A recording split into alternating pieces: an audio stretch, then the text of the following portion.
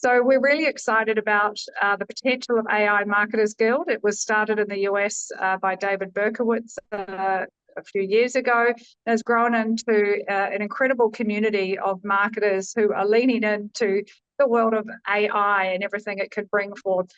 Siok Siok is a published author, a filmmaker, a producer, an entrepreneur, a mentor to startups. I mean, honestly, I could spend the next 30 minutes just listing out Siok Siok's achievements, but it's why we have been so honoured to have her. And she's based in Singapore, but actually dialing in from London. And it's a very early start in London at the moment. And probably quite cold. So really appreciate having her here. And today she's taking us through some of the key themes that were explored in a book she co-authored and was published middle last year, AI for Humanity. A quick introduction. My name is Siok Siok. I'm Singaporean, Chinese, but live abroad most of my career. I was in Beijing for about 12 years before coming home to Singapore during the pandemic. I'm very excited today to share about the book. The topic is actually Human-AI Symbiotic Intelligence, or HASI. It's not a new kind of virus. I hope we don't start a pandemic. But I think what I want to share basically is, I think there's a lot of excitement about AI, but there's also a lot of apprehension. And I just want to kind of offer a framework in terms of how we can define our relationship with AI. I think often when we talk about AI, we seem to be ceding agency to the AI. We talk about it as though it's something we don't control. AI is going to take over the world. AI is going to displace the jobs. Whereas I think that the key is not AI on its own in isolation, or humanity on its own, but rather it's actually our relationship with technology is essentially what we need to define and manage and mitigate. So that's what the talk is going to be about. Can I get a sense from the people who are in the Zoom? Raise your hands if you think, I guess on Zoom, in terms of raising on Zoom, if you think that you are quite advanced in your use of AI. Just get a sense. Okay. And what about those who did not raise their hand? Do you want to tell us why you did not raise your hand? Are you being humble? Feel free to unmute everybody and just jump on it. I just don't think I am advanced. I think it changes every day. There's a new post on LinkedIn about a new thing, and I just feel I might be more advanced than the general population, but because I know about it, but I feel like that's all I can say. There's a few people in the chat who've just said quite a bit of basic knowledge, and some people starting out, one or two people who are a bit more advanced. So I think there's a mix of them in the group here today. Thanks for sharing your, I guess your own assessment of where you are. The reason I wanted to ask all that is because when we talk about, when I think about artificial intelligence and my relationship with artificial intelligence, and the reason why I want to focus not on the technical skills, but more on a framework for defining our relationship with AI, is because that is actually more timeless. It's less constrained by the state, how advanced the technology is. I think that because we are constantly trying to keep up with the technology, it actually creates a kind of anxiety. And actually, instead of gaining clarity in terms of how we should define our relationship with AI and how to use it, we end up kind of just constantly chasing this whole idea that you in the latest technology. Whereas I think if you think about the principles of our relationship with AI, then we are liberated in a way. We don't have to keep on keeping up. The principles are evergreen, no matter how the technology evolves. I think that's why I think of it that way. I'm going to just briefly introduce the book. The book, if you haven't heard of it, is called AI for Humanity, and it's published by Wiley. Just a brief overview of what we have done with the book so far. It was published in June last year, and it was within a week, I think we sold out the entire stock inventory that Wiley has published, and we were ranked very highly on the technology best-selling list, especially in Singapore. Obviously, it's a very small market, but we are world famous in Singapore. And we were also at number 5 in AI books globally. So that's one. But the one thing that I'm most proud of actually is not the bestseller list, but the fact that we are in more than 400 libraries across 5 continents in more than 30 countries. And they are not they're top university libraries and research think tank libraries. So I think that's one thing why, like including MIT, the top US university, University of Chicago, etc., and Shanghai Jiao Tong University, and universities across the world. And the reason why that has a special meaning for me is because I love libraries. I grew up loving to read books, and I really enjoy. And I think that the fact that it has been so widely accepted by top universities and think tanks is an indication of the thought leadership that we've been able to share through the book. So that's one thing. So what was the inspiration for the book? I think the inspiration for the book is more the collaboration, I think. The collaboration among the AI scientists. There are 3 co-authors, the AI scientist, the AI governance expert, and myself. So I always like to think that in terms of AI for humanity, I represent the humanity part. Not that they're not humane, but I think what's special is the collaboration and this hybrid of industry expertise as well as book knowledge or research knowledge, I think. And I think that's why I think it has had the kind of impact it has had because of the original insights from the book. That is quite unique because I think we hear about AI books being written because someone generated it using ChatGPT. At one point, it was very popular to write entire books about AI with ChatGPT. And this is quite unique because of the collaboration and, because there was a real work product or work process in terms of working through the different parts of it. So I think that's one reason why I wanted to, I think it's unique in that sense.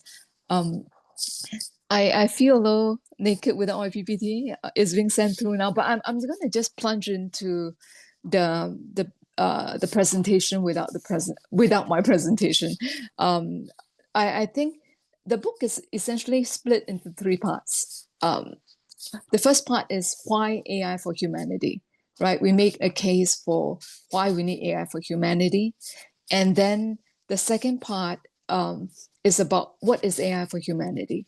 And the third part is actually how to build AI for humanity. And the part about that I'm going to focus on today is really about the reason for AI for humanity also makes it essential that we have a Human-AI Symbiotic Intelligence. So I think that's the correlated parts of it. In terms of when we say, what is AI for humanity? We have this pyramid, which is called the AI dilemma hierarchy, where we have 3 levels of AI dilemma. Do you want to guess which are the 3 levels? Anyone want to guess what to you are the three levels of the AI dilemma hierarchy? We've got Raghav thought authenticity.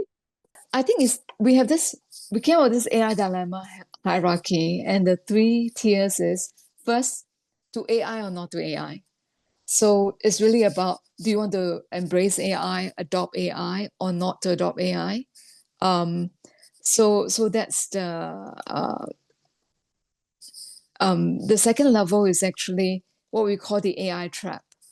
Maybe do you all want to conjecture or share with me what do you think will be the AI trap in your mind? If there's such a thing as a AI trap, what will it be?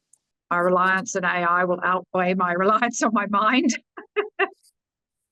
I think that for us, the AI dilemma, the AI trap is actually the whole idea that we are unaware of our relationship with AI, as in there is a gap.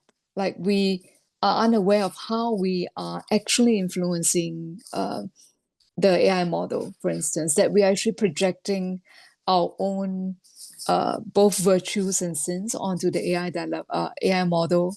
And it's kind of like what we call an infinity mirror.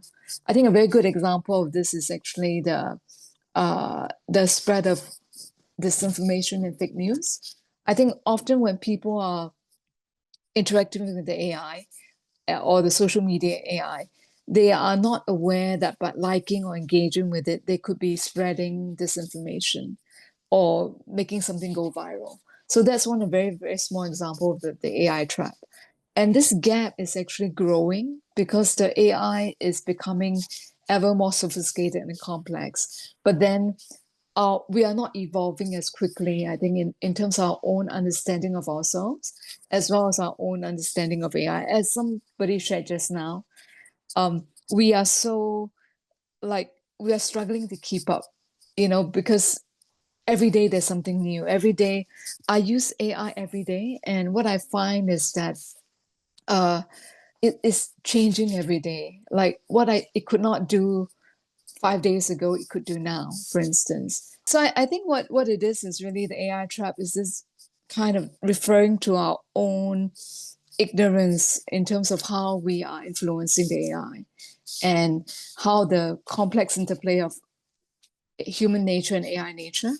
And the highest tier of the AI dilemma hierarchy is what we call organic AI. This slide actually is given the AI dilemma hierarchy and given the disruptions that happen due to AI, what is the source of hope? And I always share this picture as my source of hope. And I know it looks like a scientific diagram where people are kind of like fertilizing, egg and sperm or something like that, but it's not like that. It's actually by the Stanford Digital Economy Lab, where what you see in the slide is what we are doing with AI now is automating a subset of the human tasks. That means we take whatever we are already doing and get AI to automate it for efficiency. But the problem with that is that you end up with what the Nobel laureate Darren Acemoglu called social automation, right? Which is really that is mediocre automation just to cut costs, just to say that they've adopted technology. But the blank space, the green space on the right, is what I'm excited about. It's actually the brave new world of new jobs, new tasks, and new possibilities, right? So this is what I call the paradigm shift from human versus AI to human with AI. What are the new jobs, new possibilities that can emerge because of human-AI symbiotic intelligence?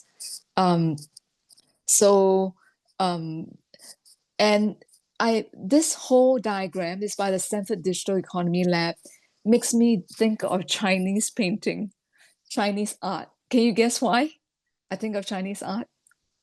The reason is because in Chinese art, there's this concept of liu bai or blank space, right? Essentially, makes meaning is the sum of the negative and the positive space. So the blank space is not blank, but rather it constructs meaning by interplaying with the positive space.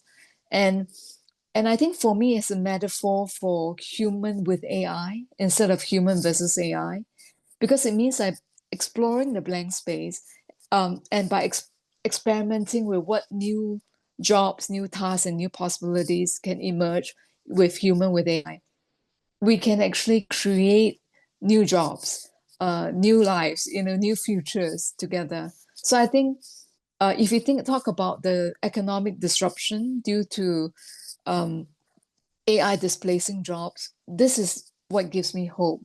The whole idea of human with AI. And this is the beginning of the Human-AI Symbiotic Intelligence. And you can see that we have, this is in chapter 5 of the book, we have 4 principles of human-machine relationship, or we call the humanity first philosophy. And there's humanity first, there's containment, which means make sure AI does not do any harm. There's symbiosis, and there's nurture, which is really parenting the machine, guiding machine. My favorite is obviously the symbiosis principle, where human and machine co-evolve. So that brings us to human AI symbiotic intelligence. So HASI comes from the symbiosis principle. And I have proposed that there are 3 levels of HASI. First one being automation, which I think that is the one that we are most familiar with, which is streamlining tasks for efficiency. Second is augmentation, which is really enhancing creativity. And the third one is achieving groundbreaking innovation through HASI. Okay, then we have the first level, which I think most of us are the most familiar with, and we hear it a lot in the whole AI narrative. The whole idea is that humans no longer need to do certain tasks because AI will automate and AI will do it. So essentially is this thing that is done with Luma, where you animate classic photos, and all these like elements that are just done by generative AI, right? This is they're quite funny. There's Putin and Kim, the North Korean person. So I think when we talk about automation, we think of it as just end-to-end generating with AI. Of course, it's not true, because in order to create a piece like this, you need to actually have very, very skillful, detailed prompting by the human creator, and repeated experiments. You need to keep doing it over and over again. But nonetheless, that's a legend of AI automation. We just keep projecting that we are no longer needed. And if we just say automate or open sesame, AI will do everything. So I think that's one conception of automation. And this is but it takes a lot of work. It's not automation at all, actually. It actually, there's a lot of human effort in it, in terms of that. So this is funny. If you ever sit next to Einstein on a rock, don't go diving into the ocean. He might tell you the relativity theory. So I think the first thing about automation is what we're familiar with. Is just we identify time-consuming tasks that we don't want to do. Like, for example, automating resizing of images when you are designing something, or making the color grading and elements of, for example, animation that is very time-consuming, automatic. So in marketing, you can think of infinite number of steps in your end-to-end process, right? You have content and copy. You can generate social media drafts. You have visual content. You can have like 100 variations of the same ad or same graphic. You can do that for campaign management. You can automate customer service for the frequently asked questions, etc., etc. So the whole idea is to turn repetitive tasks into creative opportunities. How does AI automation? But then there's a dark side to AI automation. First, it's actually not so easy, as I was pointing out earlier.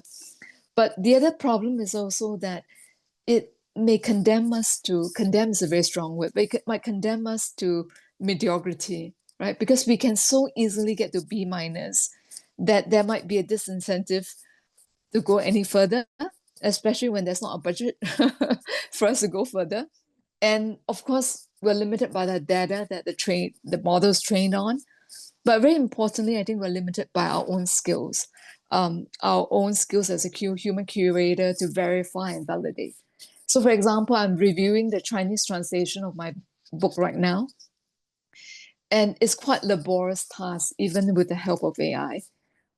But just imagine if I don't read Chinese or don't read it very well, then actually I'm even with the help of AI, I'm not able to validate, because the cap to the task is actually me, not the AI, because I need to be the human in the loop saying that this is a good translation, this is a good thing. So I just want to point out some dark side to AI automation. Just now, Nicola was half joking, I hope, that maybe, we just kind of see all our thinking to AI, right? We trust the AI more than we trust ourselves, I think that there are many risks. I can name a few. One that is that there are brand risks, right? Because when you automate something, there might be something that is harmful to the brand that slipped through the crack.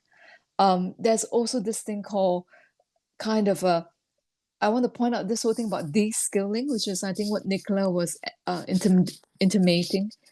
Essentially that, like, if the AI is drafting all your social media posts or all your emails or doing all your ideation, you might eventually lose your ability to do so yourself. Does anyone share that fear that you might eventually not have the skill or have the skill erosion? I think a couple of points for automation. First, it's a bit of a myth, as in it still requires a lot of human input and human oversight. Secondly, there's also it's very hard to do good automation, and therefore the dark side of automation is that we are giving ourselves over to AI mediocrity, or what the social automation, right? Now we are on to share the level 2 augmentation. Finally get level 2. I love this video. It's actually a little trailer for I think a tool. I think it's Autodesk or something. But I think I have this vision that actually with natural language processing, every one of us is a technologist.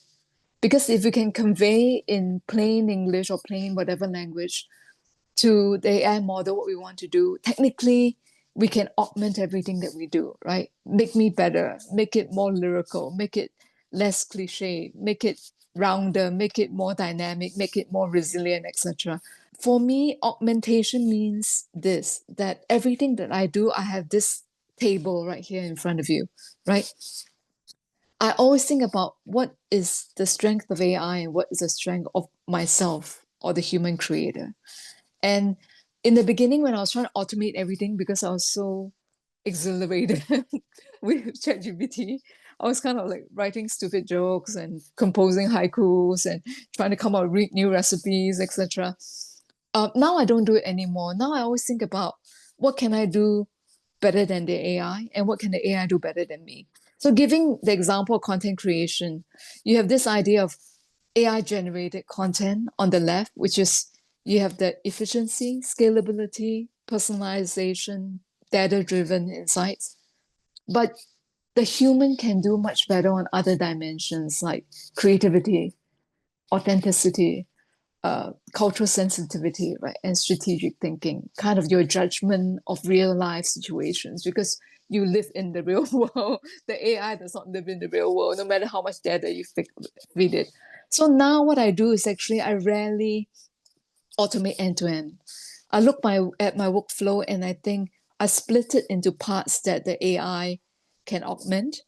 And then I also decide what parts I should do myself, right? So that's the augmentation idea, right? The whole idea of make it taller, make it better. I give commands to the AI to augment my work, according to my criteria. Now, I much prefer this dimension of AI. Actually, I'm kind of bored with the automation and generation because a lot of it is quite cheesy and mediocre. So I'm actually much more interested in using for ideation, using it for a sparring partner. I often think of AI as my coach, my sparring partner, and I will go back and forth with AI to keep improving an idea or draft, etc. I often ask the AI to critique my work and improve it because I think I find that to be a much more in fact, sometimes for example, if I'm applying for a grant, let's say, or whatever it may be, I'll actually write the draft. I'll copy the criteria for the grant and get the AI to critique my draft based on the criteria and suggest improvement to it.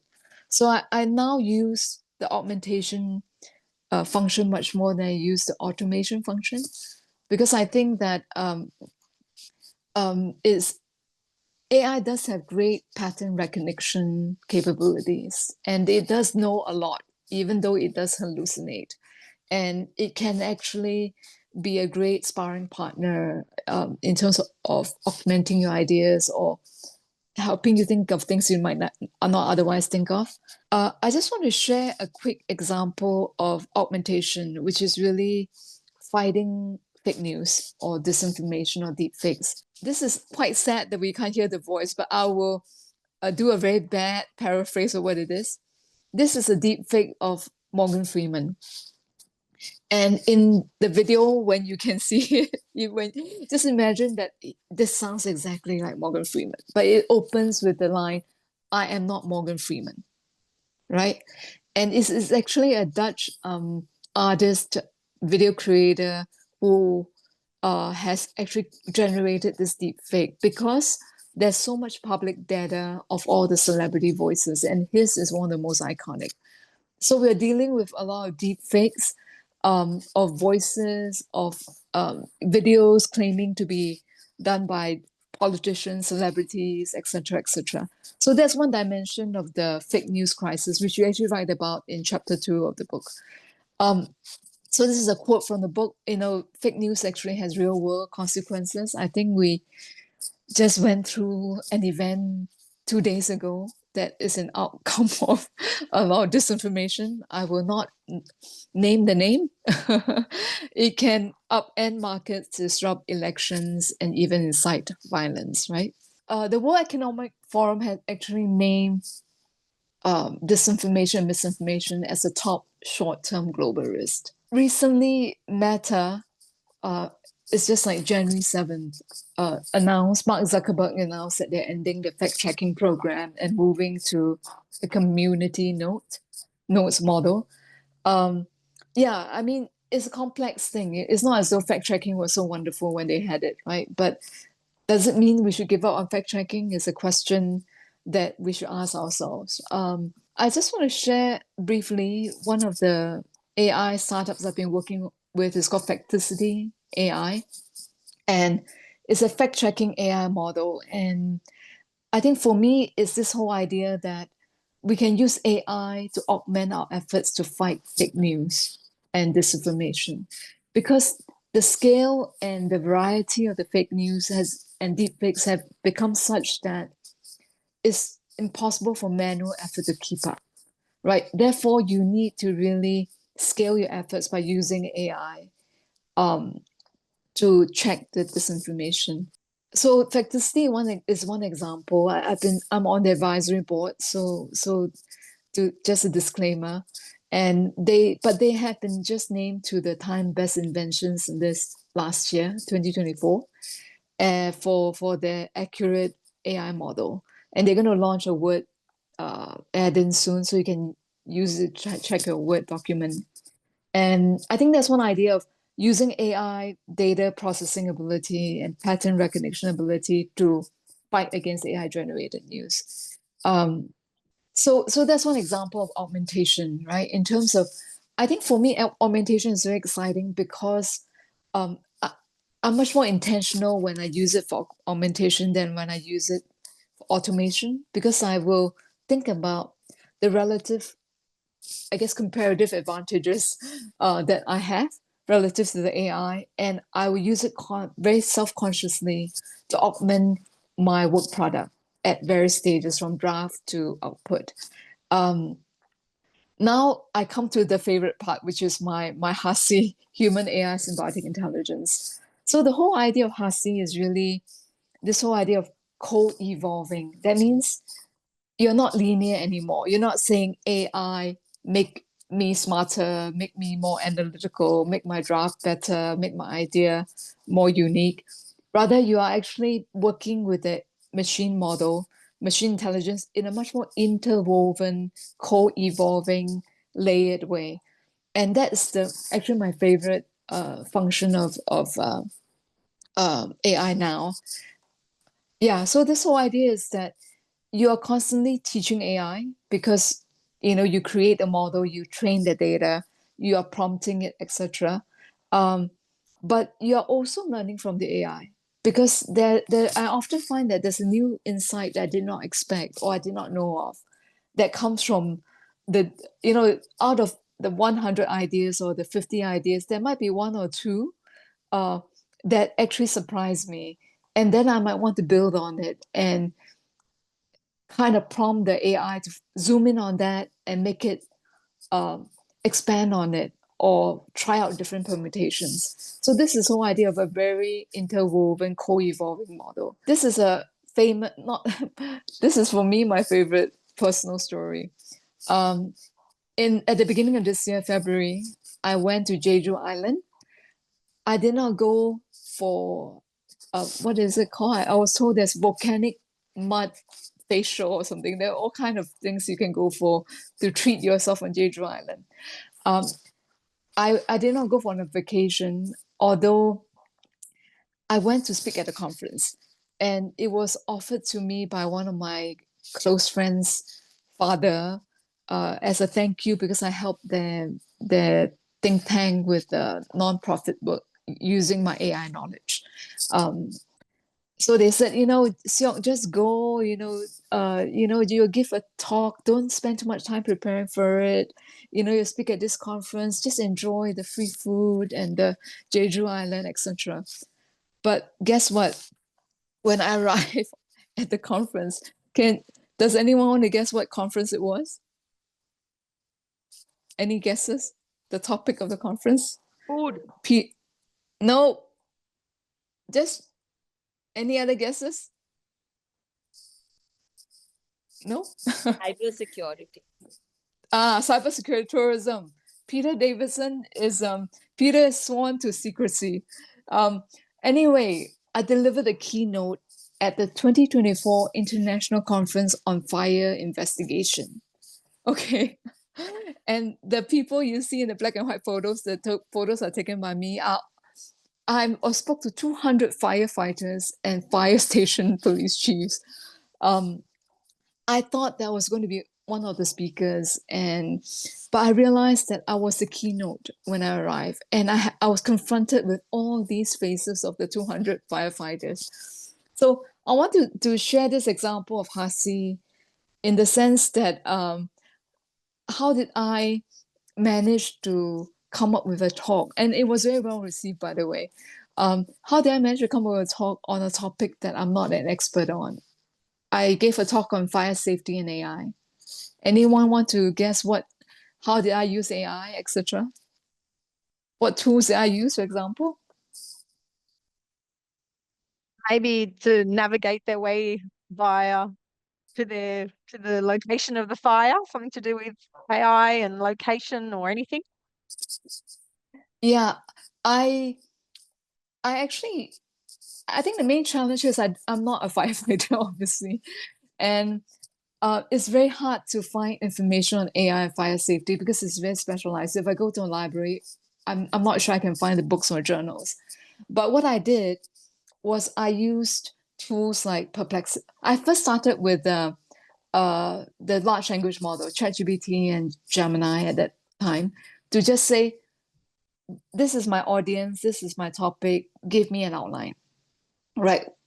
Given that I'm speaking to 200 firefighters who don't know about AI, And they gave me an outline, but I did not use it immediately because that was just a very rough draft, right? I need to validate whether any of it is true and relevant. So I had the outline, I put it aside. Then I used Perplexity.ai to kind of do a quick survey of the topic. What are the frequently asked questions? What are the follow-up questions? What are the key topics that emerge? Kind of a survey of the topic. Then I use, I don't know if you're familiar, but there are tools to scan academic papers. One of them is Consensus. There's another one called SciSpace. There are many, and you can scan like hundreds of millions of academic research papers on very niche topics. So I was able to scan all the AI fire safety models and all the very obscure machine learning algorithms for fire investigation and safety. And so that helped me validate, I was able to gain insight into what is true, what's not true. But guess what? I'm going to just, but in the end, and this is the good news for all of us here today, when I finally put together a presentation, I use my very human skill, which is my skill as a storyteller. So I took all the information that I gathered, then I put it through the lens of visual storytelling. I thought about, because I know I'm speaking in English and there'll be interpretation into Korean, so I have a language barrier. And they do not know much about AI, most of them. So essentially, I picked the things that to me are the most visual and most easy to understand. So this is a very quick view of my presentation. So I used the most visual things. And on top of that, I use the age-old storytelling trick, which is to just have the 3-act structure: before, during, and after. Before the fire, you have to prevent it, okay? Education, prevention, etc. During the fire, you have to be able to do your so the prevention, for example, wildfire prediction. You can see how visual the presentation is. I picked wildfire because it is very visual. You can, we just recently had terrible fires in LA, and it's immediately understandable. You don't need to understand AI, right? So what I did actually, this is the firefighting phase during the fire. Again, you can see the visual, the robots and the drones helping to fight the fire at Notre Dame, right? So the good news for all of you is that although I did use AI very extensively to overcome the barrier in terms of knowledge and expertise and research, I ultimately use my very human skills of storytelling, creativity, visualization, and understanding of human psychology. So that's my HASI adventure. I need to say that without AI, I couldn't possibly have given this keynote, because it doesn't make sense to spend months preparing for a keynote just to get a vacation on Jeju Island. I would have been much better off just to buying a ticket and going there myself. It's not worth that many months. And I think I would genuinely have felt given up on it. It's just doesn't seem possible to find the information. And the ability to gather the material and information so quickly is thanks to AI. That is an AI advantage I would not have had.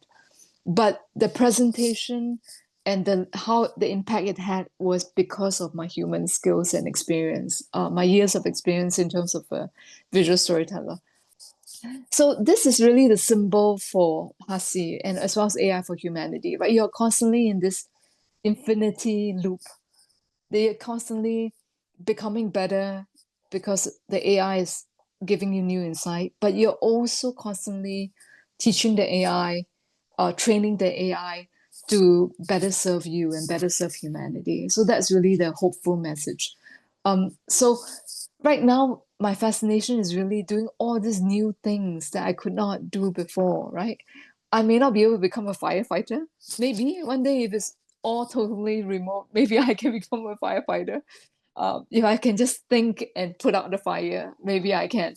But I think there's really this it's been very exhilarating for me because there's all these new things that I can do that I could not do before. It's as though I've recently experimented with composing music, composing songs, doing animation, which are not my areas of expertise, but all within the intentional framework of creating a unique human output, artwork, video, etc. I want to end on this one because obviously, as much as I think very highly of my fire safety dog, has brought no real benefit for humanity. It has just brought me a free vacation to Jeju Islands. And I just want to share as an example of HASI, from AlphaGo to AlphaFold. This is the AlphaGo.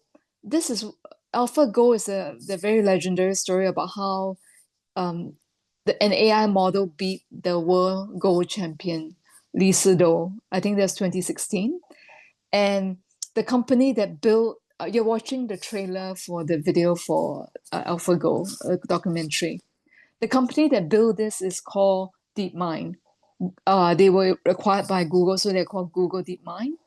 And they use this gaming, train the model using gaming. So they play millions and millions and millions rounds of Go. Eventually they become so good that they beat the world champion. And that has always been held up as an example of human versus AI. AI beating human and displacing human and making human in a way irrelevant.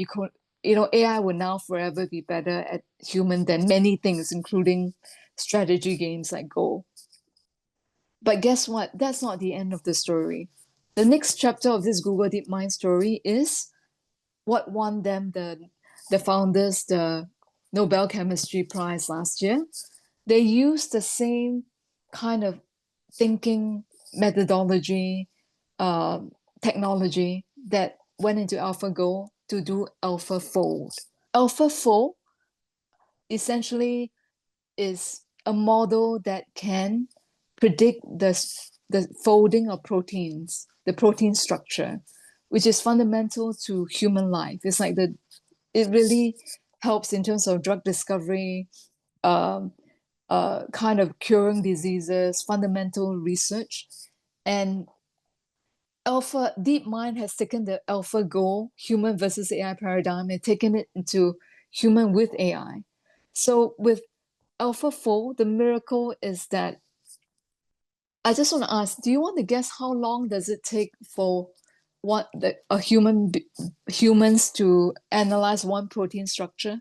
How long, how many people does it take in terms of human days, weeks, months? Anyone want to guess? 6 months.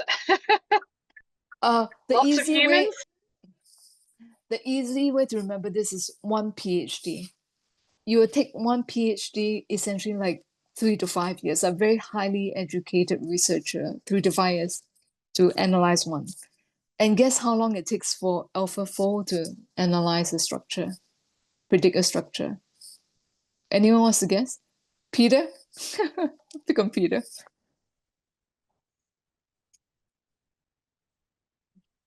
If it's 45 minutes. surely not an hour. 45 minutes. Oh. No, it is 20 seconds, about 15 to 20 seconds. So I think I just want to share that. But the good thing here is that the humans have not been displaced. Once the foundational work of analyzing and data crunching has been done, actually many scientists researchers have built on the work of AlphaFold to write thousands of research papers since this model has been released. And it could lead to a lot of groundbreaking applied research, whether it's in terms of curing diseases, discovering new possibilities, drug discovery, etc. So I just want to share this as an inspirational story in terms of this is the blank space. This is a new set of possibility and tasks that we could not tackle on our own, but AI can accelerate. But our insight, our motivation, our resilience, our perseverance, our creativity, our imagination only becomes more salient because now we have the information that we need to solve the problems at hand. Oh, is that clapping for me? Okay. By far, I just want to share this as an honor. I think the greatest danger of artificial intelligence is that people, in other words, we conclude too early that we understand it. So, and that is my presentation about Human-AI Symbiotic Intelligence. Thanks, you've been so lovely and so patient. And I just hope that you realize it was actually quite a good presentation when we could get to it. Yep. Siok, I can see we've got a question here from DC Chang. So on the topic of HASI, what are your thoughts on, here we go, extreme centralization of AI infrastructure on base level in some sense similar to the Manhattan Project? Well, you might even have to explain some of this, but yes. Are you talking that? about in the hands of big tech models, big tech companies? Is that what it's meant? Yes. Yeah, DC, yep. Can you maybe unpack it for us? How does the extreme centralization impact the benefits of HASI? Like, does it take away? Does it make it kind of not possible to experience the benefit? Or can you maybe help us understand your line of thinking here? Okay, because of centralization, so most of the AI is basically trained by the entity itself, as in by the company itself. So they can actually model the AI to think a certain way that's beneficial to the entity. So I'm looking at it from that perspective. Yeah. Yeah. I think that's a very good question, and I think that I think it's I think the concentration of power is very dramatic. I mean, it's not just concentration in terms of companies, but also concentration in terms of a small number of countries, right? Or AI superpowers that possess those kind of resources. I think that for me, it actually heightens the human element of HASI, as in that intentional approach to AI. I find is very, very important, which goes back to like I find that what helps me because of my background and as a producer and storyteller is that what helps me is that I'm very aware of how I'm using a particular tool. And I think when we know that the resources and the models are very highly concentrated, it requires us to be much more thoughtful, in terms of whether we accept the premise or the assumptions of the model.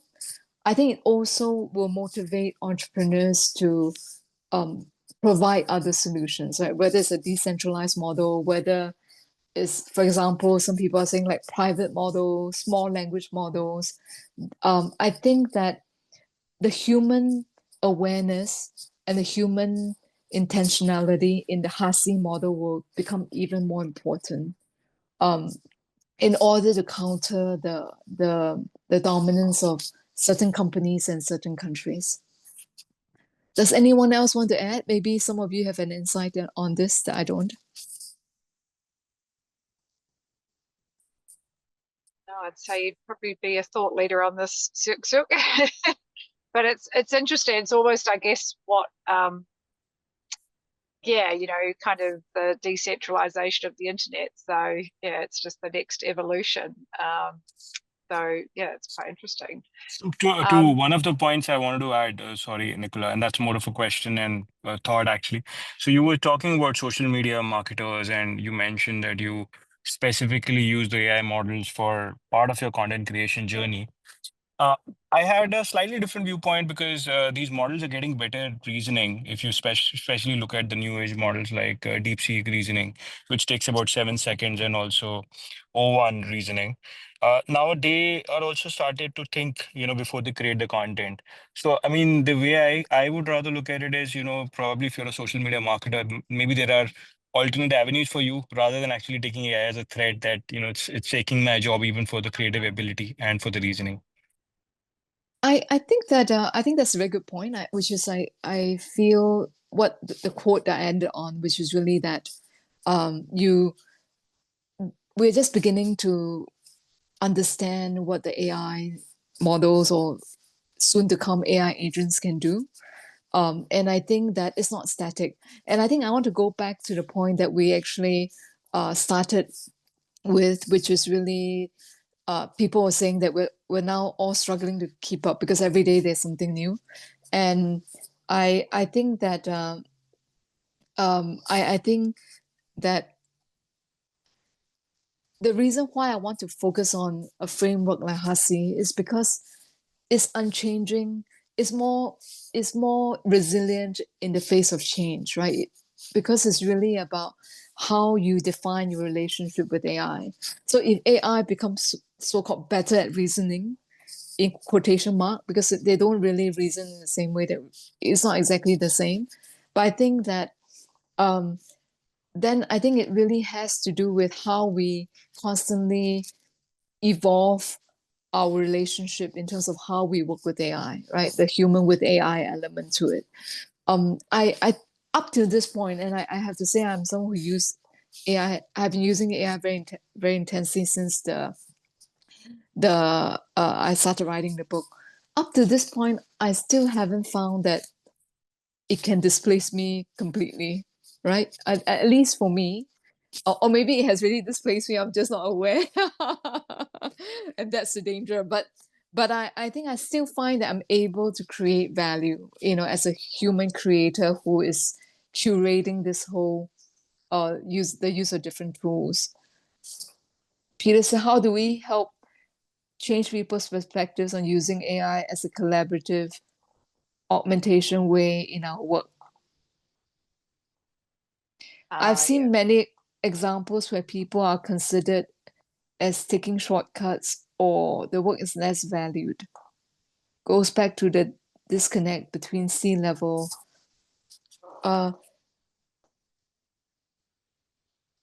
guess my sense of Peter's question is that maybe we all need to have a more nuanced and sophisticated understanding of our work with AI.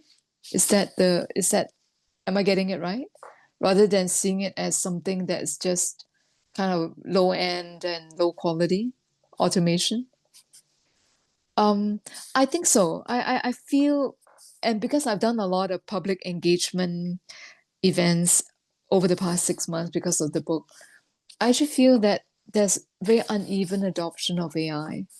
So in a way, I think my sense of it is probably for 50 to 60% of the people that have come to my events, they have only used AI, or what essentially for them AI is ChatGPT.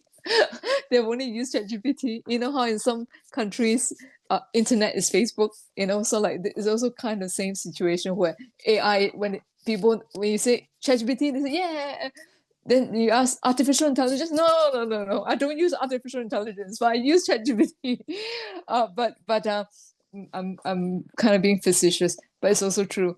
I think that actually there's this whole thing about there's a lack of advanced and sophisticated use of AI, right? There's actually most people, from what I gather, still use it as like ask Google, so asking Google, you ask ChatGPT, right? Which is actually only one layer, kind of a query model for using AI. So it actually does not include the augmentation, the critique, the sparring partner, the much less the Human-AI Symbiotic Intelligence that we were talking about. And I do agree with Peter that there is benefit to, I guess, socializing or spreading the idea that you can use AI in a way that retains your own sense of creative ownership and autonomy, right? So like for me, I always feel that I'm intentional. I always feel that I know how I want to structure this workflow so that the output is something that I really feel proud to have created with the help of AI. or made with AI. But I don't think most people think as much about it as I do.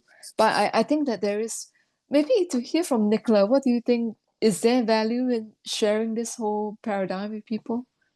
Because you are Look, very advanced in terms of using AI, I think. look, to your point about the disparate, adoption rates, and we often see ourselves in a bubble, or we are in a bubble, because for those that are using AI, are exposed to AI every day, we assume that everyone else is on the same pathway.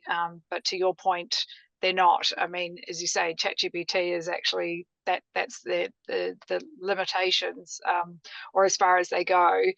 And I think even that point earlier around almost those purist attitudes around, well, if it's got AI, it must be of lesser quality. I think there's definitely education that needs to happen in terms of, to your point about augmentation, that it's just we're enhancing each other, and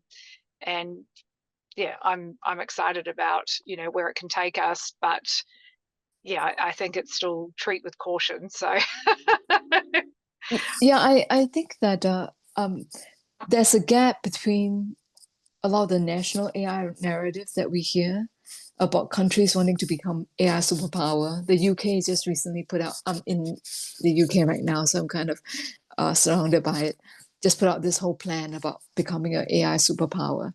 There's a gap between that but in the UK, public surveys of attitudes towards AI had always turned up words like fear, suspicion, distrust, right? So I think there's this gap in terms of lack of understanding and resistance. But I think the way around it is actually encouraging, not discouraging, but encouraging more experimentation, exploration, etc. In terms of how to use it.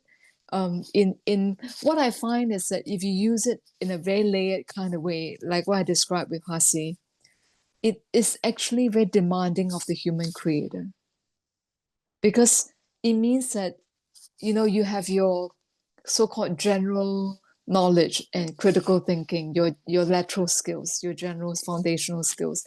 You have your domain expertise, whatever it may be. It could be market research, it could be tourism, it could be cybersecurity. But then you still have to have a third component, which is a very sophisticated understanding of AI, right? And how it interplays with your own abilities, right? It's the intersection of human intelligence and machine intelligence. And what I find is that it actually means I have to be much better than I'm prepared to be, much more skilled than that I am or I'm prepared to be. But when you can attain all those, the mastery of all those different areas, the general fundamental skills, knowledge, the domain expertise, and your AI literacy or AI dexterity, then you are truly able to create very, very high level work, very original work. And that's not low quality at all. It's actually very demanding of the human creator, right? And so I think that to me is actually very exciting. And I wish that more people can experience it and talk about it in that way. I think the other reason for what Peter was saying about socializing this concept or encouraging exploration of different frameworks or paradigms is that it also gives us a shared language and point of reference so that we can mitigate the risk, right? Because to understand the risk, you need to understand the full capability, right? And now many people are talking about risk based on the media narrative and the Hollywood narrative, but not based on grounded experience or hands-on, I guess, trial and error experiments. Yeah. So yeah. Well, on that note, I think we're going to let you go and have a coffee, and we'll let everyone else sign off. But oh my goodness, thank you so much. This has been absolutely so thought-provoking. But equally, for me, a really positive outlook on what its potential is, because to your point, there's often framed through a lens of fear or concern, but actually, having that positivity around about, what can be. We will definitely be sending this out to the group and the wider audience, because it was such a fantastic presentation. I know everyone will get so much out of it. So thank you so much. All the best with your time in the UK. Good luck. And we look forward to following your journey. So everyone can find Siok Siok on LinkedIn. Definitely read the book. It's fantastic. And all the best. And thank you so much for joining us today. Thank you. I appreciate it. And thanks for your patience. Thank you again. And have a good morning, lunchtime, afternoon, and evening to everybody. Thank you, All right, everyone. thank you. Bye. Thank you. Bye.